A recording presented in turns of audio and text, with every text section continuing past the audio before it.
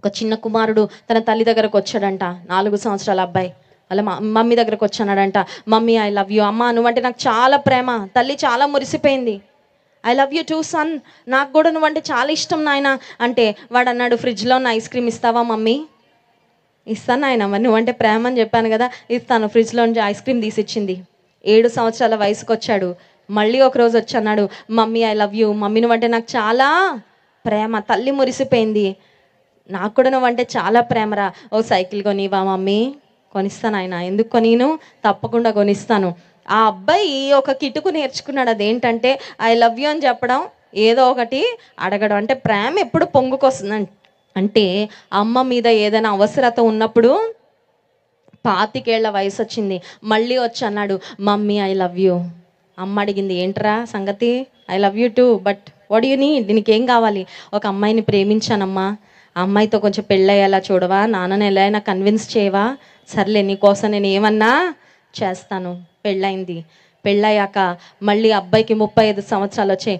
మళ్ళీ వచ్చి అన్నాడు, మమ్మీ ఐ లవ్ యూ. అమ్మ అన్నది, ఆ అమ్మాయిని చేసుకోవద్దన్నాను కదరా, నువ్వు ఎందుకు నా మాట వినలేదు అంటే, అక్కడ ఏదో కుటుంబ జీవితంలో వైఫల్యం ఎదురైందేమో, ఏదో డిస్కరేజ్మెంట్ వచ్చింది, అమ్మ ప్రేమ గుర్తొచ్చింది.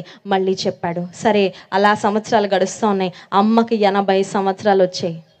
వృద్ధాప్యంలోకి వచ్చింది తల్లి. మళ్ళీ కొడుకు వచ్చి అంటున్నాడు, మమ్మీ ఐ లవ్ యూ అనగానే ఇప్పుడు తల్లి అంటుంది, నేను ఎక్కడా సంతకం పెట్టను రా అన్నది.